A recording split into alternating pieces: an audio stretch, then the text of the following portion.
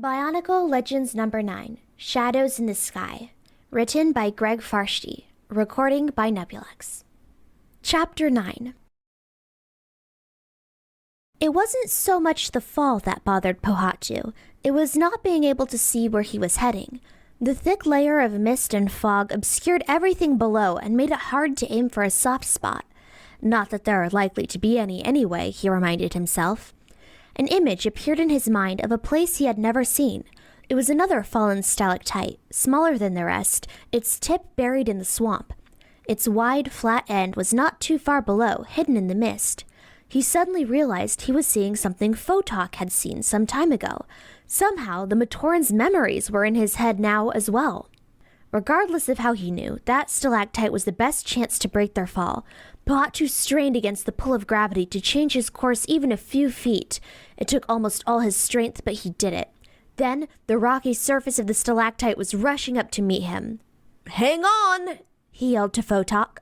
The impact was terrible, driving Pohatu and the Mutran deep into the stalactite. The stones split in half with a loud crack, both ends starting to fall toward the swamp, and Pohatu and Photok were falling again. Toa Ignika had watched the battle for some time. He was fascinated by the ebb and flow of it, first one side winning, then the other.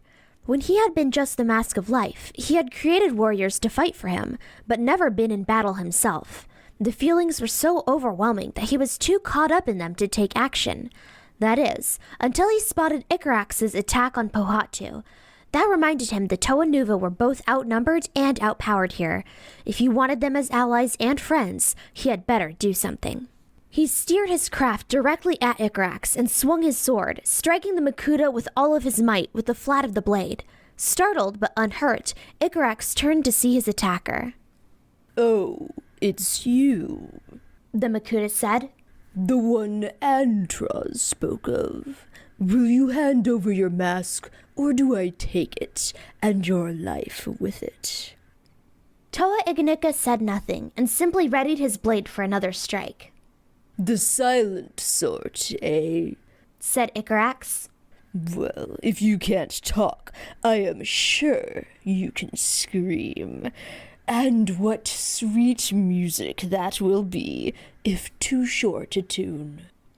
Toa Ignika swung his blade. Icarax altered his body's density, allowing the weapon to pass right through. Then, he altered it again to the hardness of protosteel and struck Ignika with an armored fist. The Toa flew off his vehicle, catching the end of it at the last moment before he fell. He clung to the edge, even as Icarax drew closer. The Makuta reached down toward his mask.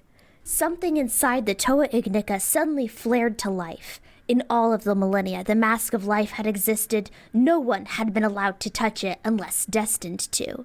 Those who laid hands on it were cursed. And now this Makuta had dared to strike it a physical blow and attempted to seize it for himself. That will not be, thought Toa Ignika. He hurled the power of life at Icarax.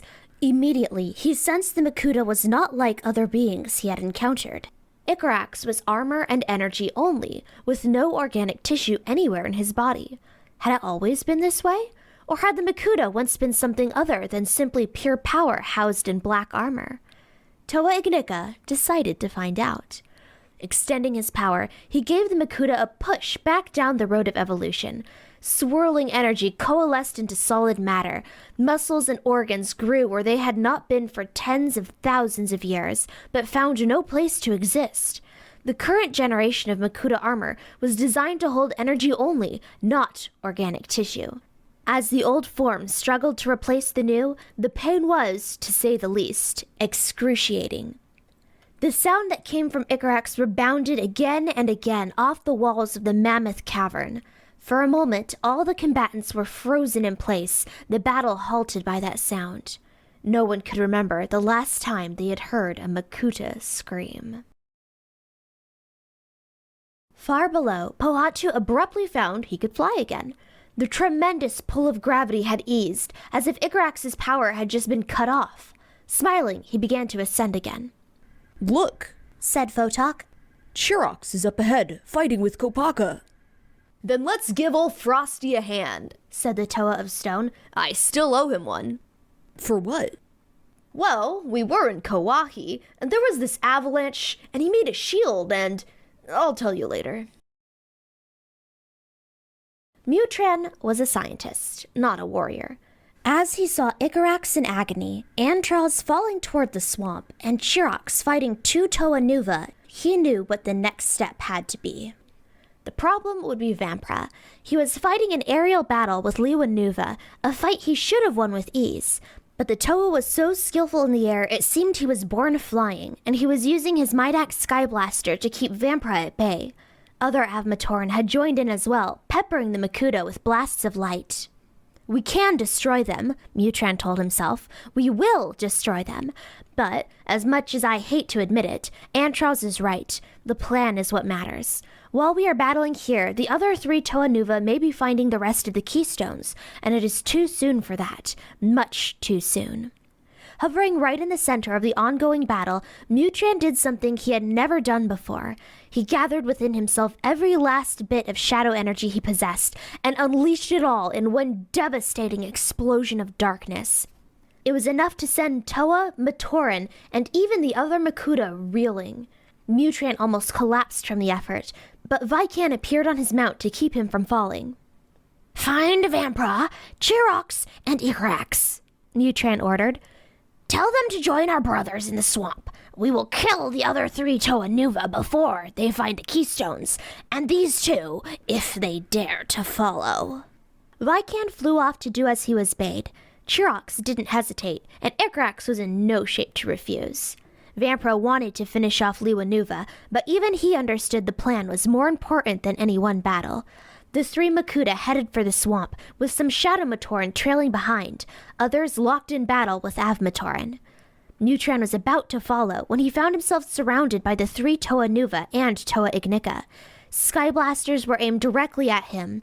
Toa Ignica had no such weapon, but the look in his eyes reminded Mutran that what he had done to Icarax he could easily do again. Where did the other Makuta go? Demanded Kopaka. "Below," said Mutran. "I hope you said goodbye to your friends before they traveled to the swamp. You won't be seeing them again." "The Keystones," said Kopaka. "I've read enough of the three we captured to know the secret to reviving Motunui lies in that swamp.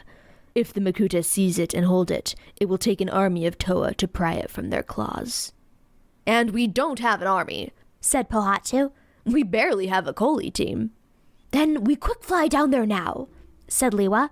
"Stop the Makuta, find the secret, wake the Great Spirit, and get home in time for disc surfing." "Just another day in the core of the universe, huh?" replied Pohatu.